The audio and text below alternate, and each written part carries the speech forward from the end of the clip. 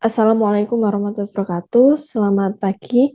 Perkenalkan saya Dia Ardiani. Di sini saya akan presentasikan mengenai hasil tugas akhir saya berjudul Analisis Persebaran ANOA Bubalus SP menggunakan pemodelan Maxent terhadap pengaruh gangguan manusia.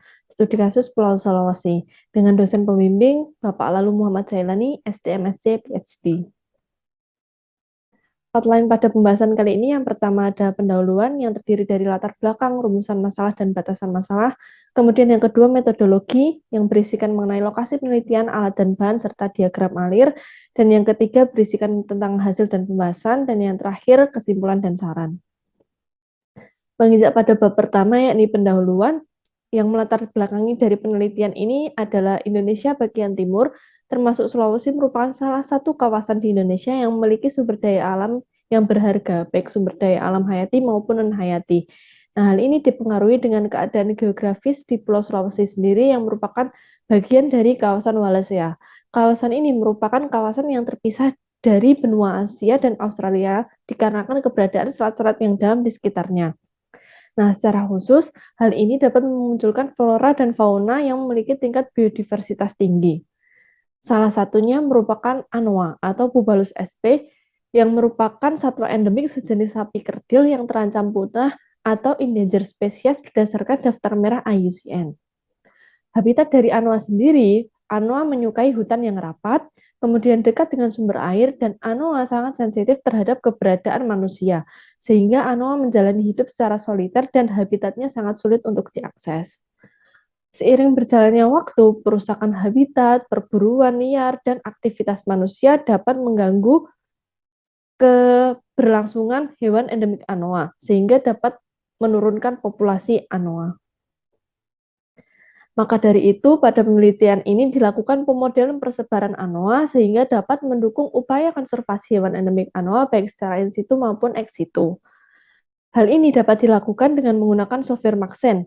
Software Maxent merupakan salah satu software yang berbasis pendekatan maksimum entropi dalam distribusinya. Nah, pemodelan ini dilakukan dengan menggunakan beberapa set data lingkungan dan titik perjumpaan, sehingga software ini mampu memodelkan probabilitas distribusi spesies yang spesifik sesuai dengan kondisi lingkungannya.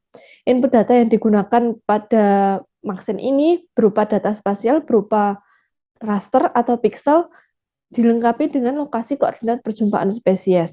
Nah, Maxent ini memilih model yang memperhitungkan semua fakta yang tersedia dalam data sampel dengan tetap bertandingan sebanyak mungkin ketidakpastian. Jadi, input data dari Maxent utamanya terdapat dari dua bagian. Yang pertama ada input lokasi koordinat perjumpaan, serta yang kedua berupa data raster berupa variabel-variabel lingkungan yang mendukung habitat anoa itu sendiri. Nah, rumusan masalah yang saya ambil dalam penelitian ini yang pertama adalah bagaimana pemodelan persebaran populasi perjumpaan hewan endemik anoa di Pulau Sulawesi pada tahun 2021. Kemudian yang kedua, bagaimana perilaku atau behavior hewan endemik anoa. Dan yang ketiga, bagaimana pengaruh gangguan manusia terhadap populasi hewan endemik anoa di Pulau Sulawesi pada tahun 2021. Nah, batasan masalah yang diambil yang pertama wilayah studi berada di Pulau Sulawesi, kemudian gangguan manusia yang dimaksud adalah aktivitas di area permukiman dan jalan, kemudian data variabel terikat berupa koordinat distribusi in situ, dan data variabel bebas yang terdiri dari DEM, LST, penggunaan lahan atau tutupan lahan, serta Euclidean distance dari jalan, perairan, dan permukiman. Selanjutnya, perangkat utama yang digunakan adalah Maxent. Tujuan pada penelitian kali ini yang pertama untuk menganalisis keadaan persebaran hewan endemik anoa di Pulau Sulawesi pada tahun 2021, kemudian untuk menganalisis pengaruh gangguan manusia terhadap populasi hewan endemik anoa di Pulau Sulawesi pada tahun 2021. Nah, manfaat yang dapat diambil yang pertama berupa informasi keadaan persebaran hewan endemik anoa di Pulau Sulawesi pada tahun 2021.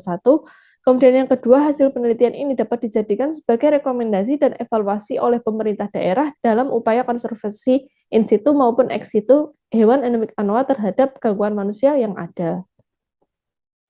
Menginjak pada metodologi penelitian, yang pertama dari search area map, lokasi penelitian ini berada di satu kawasan Pulau Sulawesi yang terdiri dari 6 provinsi, yakni ada Gorontalo, Sulawesi Barat, Selatan, Tengah, Tenggara, dan Utara. Kemudian data yang digunakan yang terdiri dari dua data utama. Yang pertama ada data variabel terikat berupa data in situ lapangan yang dibagi menjadi dua berdasarkan sumbernya. Yang pertama ada 31 data persebaran ANOA yang didapatkan dari beberapa jurnal dan website terpercaya. Kemudian yang kedua ada 67 data lapangan persebaran ANOA, yakni diperoleh dari observasi secara langsung oleh tim di daerah Taman Nasional Gandang Dewata.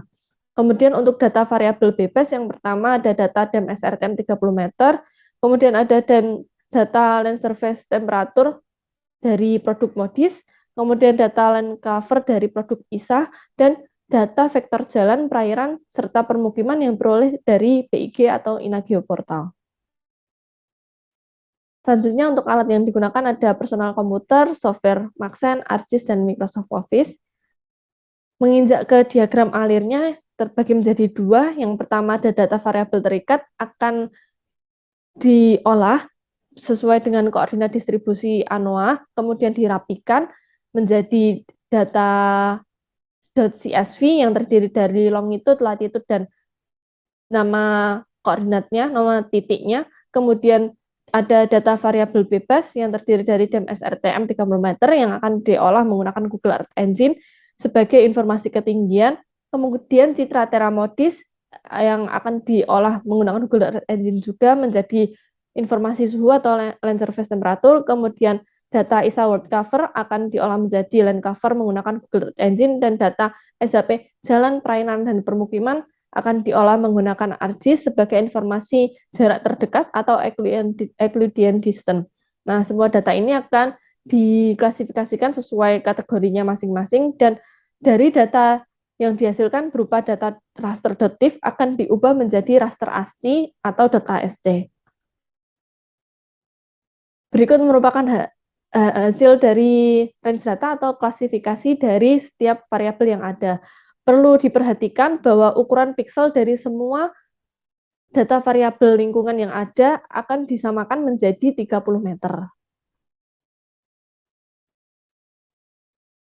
Berikut merupakan hasil dari variabel lingkungan yang saya gunakan. Terdapat 6 variabel. Yang A menunjukkan ketinggian, B LST atau suhu, C merupakan land cover, D perairan, E jalan, dan F permukiman.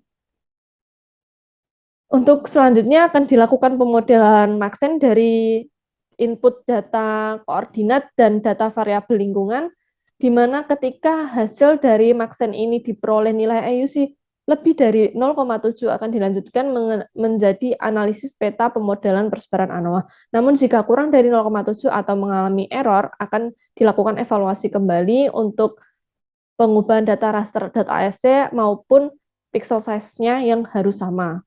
Nah, setelah itu akan dilakukan berupa laporan. Nah, di sini saya akan membagi menjadi dua case.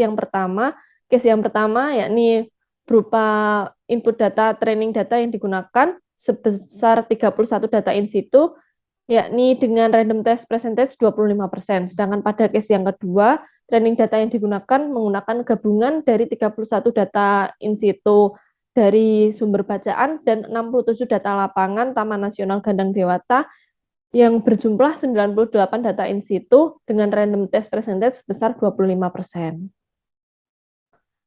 Selanjutnya menginjak pada hasil dan pembahasan. Yang pertama ada analisis hasil pemodelan, di mana pada gambar A menunjukkan pada case yang pertama dan gambar B menunjukkan hasil pada case yang kedua. Nah, di sini terdapat 4 pembagian kelas untuk pemodelan kesesuaian habitat berdasarkan Stolgren tahun 2009, di mana pada case 1 menunjukkan adanya kesesuaian habitat ANOA pada kelas tinggi lebih mendominasi di area dataran tinggi dan dataran rendah dibandingkan hasil kelas lainnya. Nah, hal ini dipengaruhi dari pemodelan 31 data yang digunakan merupakan pemodelan yang dilakukan secara bersamaan tanpa membedakan spesies, baik spesies ANOA dataran tinggi maupun dataran rendah, yakni Bubalus quarosi atau depresi kornis. Selanjutnya untuk case yang kedua, di sini juga terbagi menjadi 4 kelas, di mana case yang kedua ini menunjukkan adanya kesesuaian habitat ANOA pada kelas tinggi berada pada daerah dataran tinggi lebih sedikit dibandingkan hasil kelas lainnya. Jadi probabilitas yang tinggi yakni mengumpul pada daerah dataran tinggi saja. Nah, hal ini dikarenakan dari pemodelan 98 data yang terdiri dari 31 data yang menyebar dan 67 data yang hanya mendominasi berada pada daerah observasi, yakni Taman Nasional Gadang Dewata atau daerah dataran tinggi saja. Kemudian untuk analisis omission or commission, di mana pada grafik yang ditunjukkan terdapat beberapa garis, yaitu omission on training sample yang berwarna biru tua, kemudian omission on test sample berwarna biru muda, dan predicted omission berwarna hitam. Nah, omission rates ini digunakan untuk menguji lokalitas yang termasuk dalam pixel yang tidak diprediksi cocok untuk spesies tersebut. Omission rates atau baik training maupun testingnya harus mendekati garis predicted omission. Nah, semakin dekat kedua garis tersebut pada predicted omission, maka semakin valid data yang ditampilkan. Nah, kedua dari case tersebut menghasilkan grafik yang cukup bagus, yakni mendekati garis hitam atau predicted omission. Untuk selanjutnya, analisis kurva ROC, di mana penilaian akurasi untuk setiap variabel ini dapat diukur menggunakan area under curve atau AUC dari kurva ROC. Nah, standar minimum akurasi dan kinerja model ini dapat diterima yaitu ketika nilai random prediction mencapai di atas atau lebih dari sama dengan 0,5. Berikut merupakan hasil dari nilai AUC. Pada case yang pertama, trainingnya sebesar 0,782, sedangkan testingnya 0,717, sedangkan pada yang case kedua lebih baik, yakni pada trainingnya sebesar 0,885 dan testingnya 0,938. Nah, kurva ROC ini menunjukkan bahwa garis kurva X-nya menunjukkan sensitivity, di mana sensitivity ini dapat digunakan sebagai ukuran proporsi true positif yang diidentifikasikan dengan benar. Sedangkan specificity pada kurva Y menunjukkan bahwa ukuran proporsi true negatif yang didefinisikan dengan benar. Selanjutnya untuk analisis variabel kontribusi, di mana analisis variabel kontribusi ini memberikan perkiraan kontribusi relatif dari variabel lingkungan terhadap pemodelan Maxent. Pembuatan model distribusi spasial ini dapat ditinjau dengan menganalisis kontribusi variabel lingkungan berdasarkan tingkat kontribusinya dalam persen dan hasil uji Jeknev terhadap model prediksi.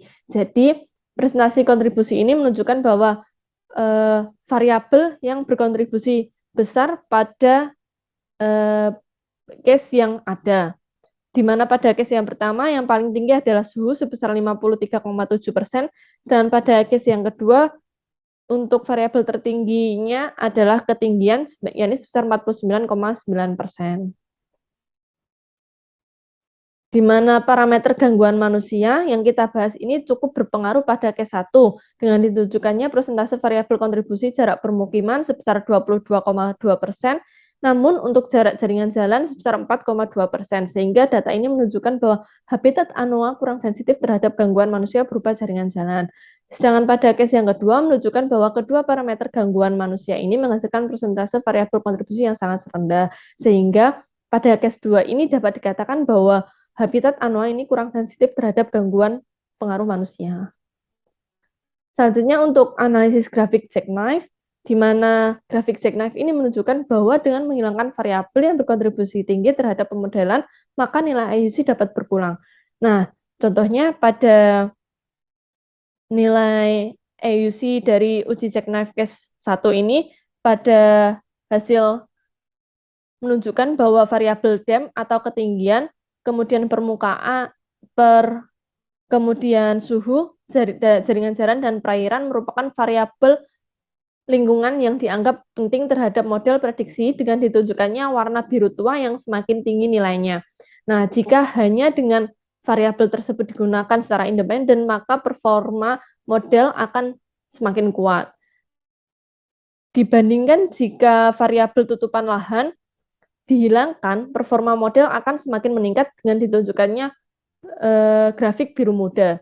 Jadi biru tua ini menunjukkan bahwa nilai tutupan lahan Jika digunakan secara individual, maka tutupan lahan akan menghasilkan nilai IUC yang sangat rendah. Namun ketika nilai tutupan lahan ini dihilangkan, akan dihasilkan nilai IUC yang berwarna biru muda ini, sangat tinggi. Begitu juga pada case yang kedua, nilai tutupan lahan juga mempengaruhi sangat kecil pada grafik jackknife ini. Selanjutnya untuk analisis respon kurva, di mana respon kurva ini menunjukkan bahwa klasifikasi variabel di setiap kelas dapat mendukung adanya habitat ANOA. Nah, kurva ini menunjukkan bagaimana setiap variabel lingkungan ini mempengaruhi prediksi Maxent. Yang pertama, untuk analisis respon kurva ketinggian, pada case yang pertama, ANOA ini dapat hidup di daerah dengan karakteristik ketinggian berada di kelas 3, yakni sekitar 1.500 hingga 2.000 meter.